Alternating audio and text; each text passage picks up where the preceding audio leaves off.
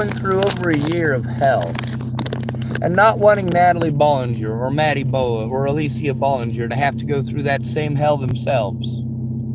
I just wanted my life to be fucking over. I was sick of Joanna Taylor Smith and her fucking pretty stories about a crack on a cup. I'll post that one up in the next video, by the way.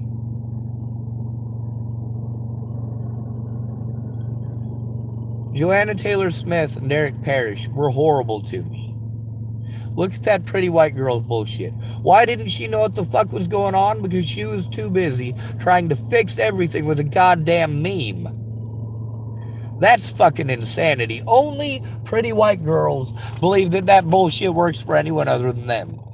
When you've got 400 dudes who will throw everything in their lives at you because they think you're pretty. And you play on that, don't you? Of course you do. You try to accentuate your features a little here, a little there to make people want to stare at you just a little bit more. You say that love and light shit that you know is bullshit and you don't believe in yourself.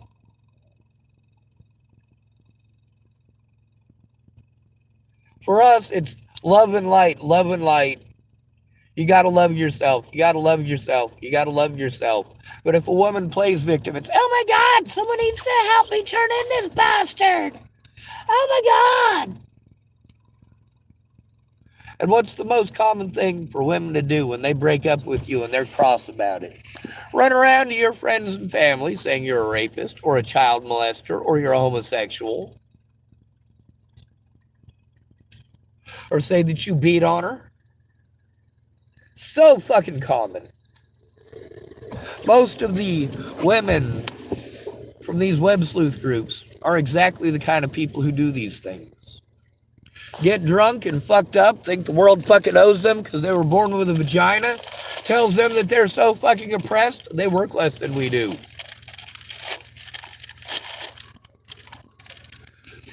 Women work an average of 7 hours less overtime per week than men. Did you know that? That's 14 hours in 2 weeks, 28 hours in a month, times 52 weeks. Now, when you do the math on that and you try to figure out why it is that, well, there's only a $5,000 wage gap difference, keep in mind that that extra overtime eventually adds up to the point where you're in a different tax bracket and they take more of your check. Congratulations, you worked yourself into being poor. Or paying extra taxes anyway.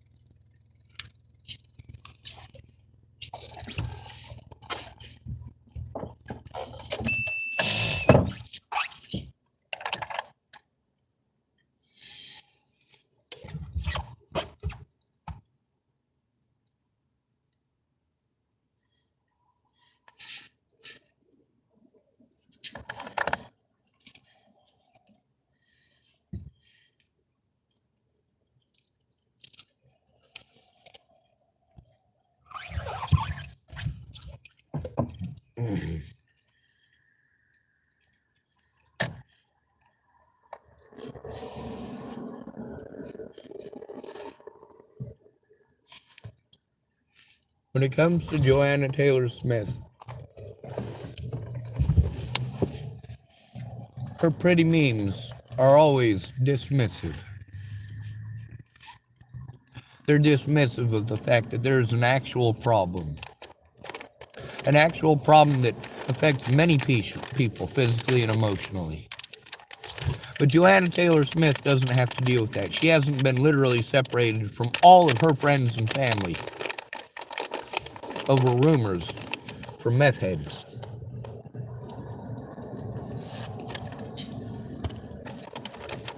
If Joanna Taylor Smith ended up homeless, it would be for about 6 hours before somebody took her in or the services helped her out. When it comes to helping a man out, they'll lie to us and tell us those services don't exist. That's because they only exist for women. They only exist when you're a woman. I want you guys to take a look at the courtesy ride thing. This is at an officer's discretion. As a woman, you have to be afraid that an officer who is willing to do that will rape you. Why? Because officers are doing that. They absolutely are. Adams County, where Natalie Marie Bollinger was raped and killed. Yep. Congratulations, dummies. That's where my public pretender, who didn't want to do her job, ended up being a judge after the Natalie situation. All she had to do was refuse to request the body camera evidence.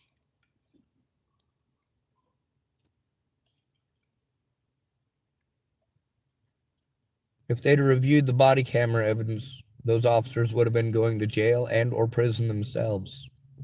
But you don't listen to me. You call me mentally ill and you let my predators harm others. Look at Waylon Lolotai. Look at Clearview Behavioral Health. Look at the other victims. Tibra Hatay, Zaid Atkinson, Samuel Leon Lawrence IV, Demetrius Shankling. Joanna Taylor Smith is a pretty white girl who only cares about herself and what other people think of her. She plays that love and light shit, but in the reality of this situation, how is a broken cup or trying to force me to make another Facebook account, how does that help? How does that get Maddie Boa to tell these people, hey, I fucked up. Sean is not a rapist. He's not a child molester.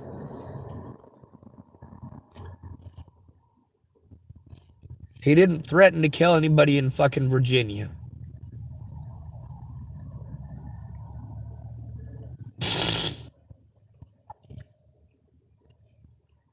And that entire time, I keep waiting on somebody to show some threat against somebody's life, and there are none.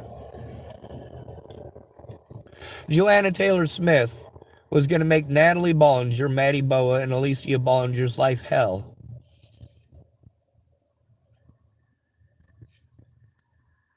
Am I a bad person because I didn't want Natalie, Alicia, and Maddie to be burdened with that? That I didn't want my predators to be harmed? But Natalie Marie Bollinger absolutely wanted her victim to be harmed. Maddie Boa wanted her victim to be harmed. Alicia Bollinger wanted her victim to be harmed. They used the fact that they were pretty females to try to encourage people to harm me.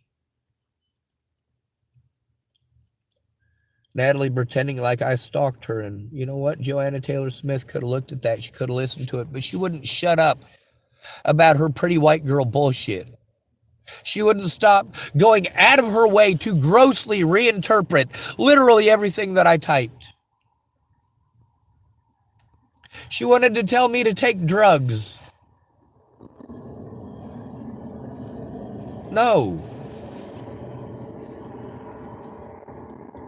What was I doing by that point? I was trying to find a way to end my life. Because Natalie Marie Bollinger and her friends and family had made my life that much hell. And my friends and family didn't give a fuck. They just had pretty words. Pretty words will fix it. You just gotta love yourself. Love and light, love and light. Did she ever try sharing my story? Never. How about David and Betsy Proud? Did they ever try sharing my story? Never. How about Darren O'Connor? He made one post about how they found Natalie's killer and it wasn't me. But then, nothing more. He helped my predators to get away, just like many others, including Joanna Taylor Smith. You see how Joanna Taylor Smith, that message right there, literally the one at the very beginning of this, where she was talking about how she would make sure their lives weren't easy.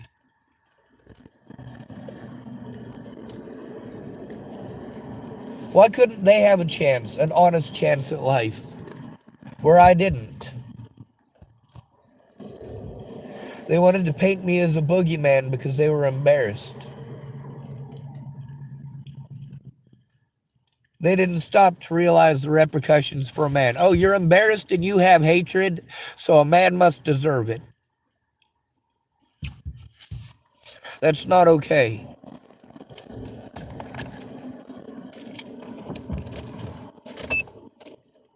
Now, there's more stuff with Joanna Taylor Smith, a lot of it.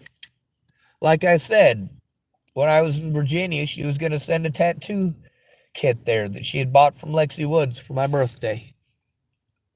When I got back to Boulder, I did try to see them. They gave me the tattoo kit, and they had things to go do. And then I didn't see them for a long time after that. Then when I was stuck at Ken and Leah's, and I had to decide between being in Colorado at the Front Range, closer to my friends and services, or going back to Colorado, or going back to Nebraska, living in low income, and listening to my therapist there telling me that there's no services in Nebraska and I got to go to the Front Range. But they want me to come back every single week for therapy.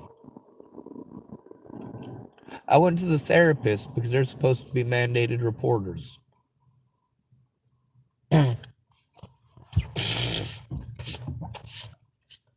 You get to see how people like Joanna Taylor Smith doing that stuff. And then you listen to the stuff after Natalie was dead with Sarah Bacon talking to people and hurting people all the damn time. People threatening to kill me and my friends and family before Natalie was killed and after. And afterwards, it got a lot fucking worse. And you guys pretend like it never happened or like I fucking deserved it. No, I didn't. I was trying to look for a way out when I was messaging Joanna Taylor Smith. By this time, I'd already decided I was going to end my life because of her cruelty.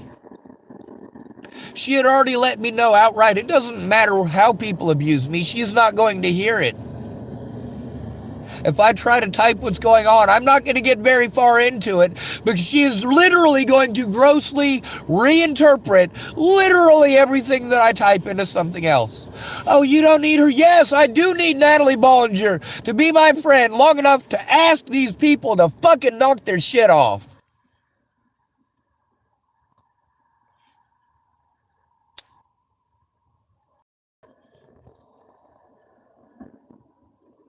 Joanna Taylor Smith wanted me to take the Vicodin. I didn't have any fucking Vicodin. I didn't fucking have any. Why is she telling me to take fucking Vicodin? What the fuck makes her think that Vicodin is going to fix any of my problems at that point?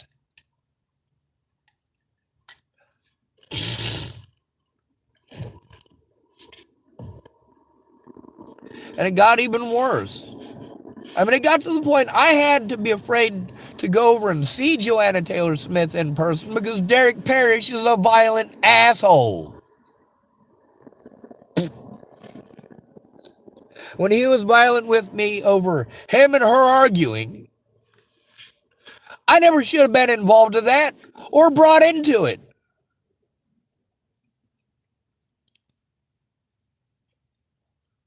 But they wanted to use me as a pawn, as many couples do, with their kids, with their friends, with their parents.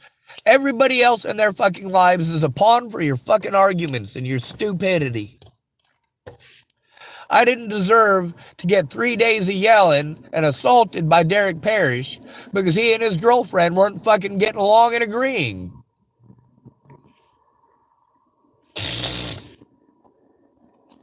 Derek Parrish was taught that, well, by his mom, that he deserves all the best of the world and women are going to take care of him. Joanna Taylor Smith was taught the very same thing, except that men would take care of her. But you know what? That wasn't the first or last time I was used as a pawn. Well, I was in Virginia, and Brett Roloff, another one of the witnesses from the Virginia situation in 2016. He was all fucked up out of his gourd on meth, and so was his girlfriend. She didn't feel like she was getting to smoke enough meth. And of course, they'd always use me as a fucking pawn.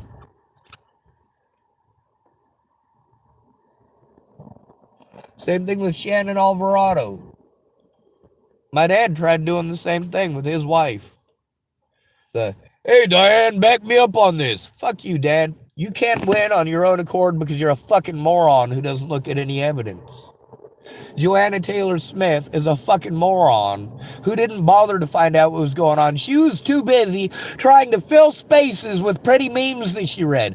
Oh wow, I read this story about Japanese teacups. We'll put this in here because it fits. No, it doesn't fucking fit.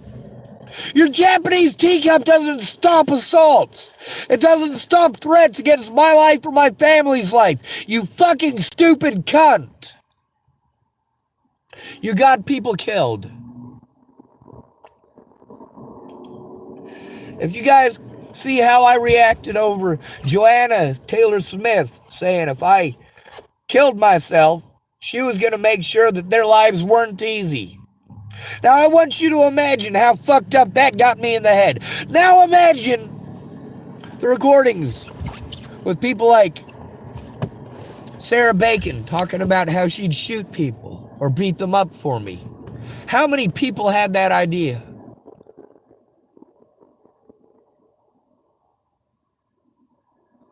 Yes, I'm glad that you have that gun for protecting yourself, but please don't talk about fucking harming others. Don't talk about shooting others. Don't talk about fucking killing others as a fucking solution. It's wrong. I only threatened people twice, and both of those times it was to get a court date. The rest of the time it was people playing victim. My predators in specific. But it doesn't matter because I'm just a hobo. I'm not good looking. I'm not a pretty blonde-haired, blue-eyed white girl. And I don't sell drugs.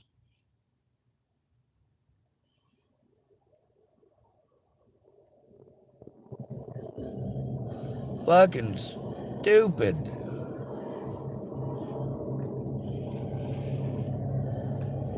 Yeah, just because me and my friends are having issues doesn't make it okay for you to threaten to harm them. I was trying to get a stop to it. I was trying to be diplomatic. I was trying to get someone to be a fucking go-between because here's the thing. Natalie wasn't going to stop this unless somebody showed her what was going on.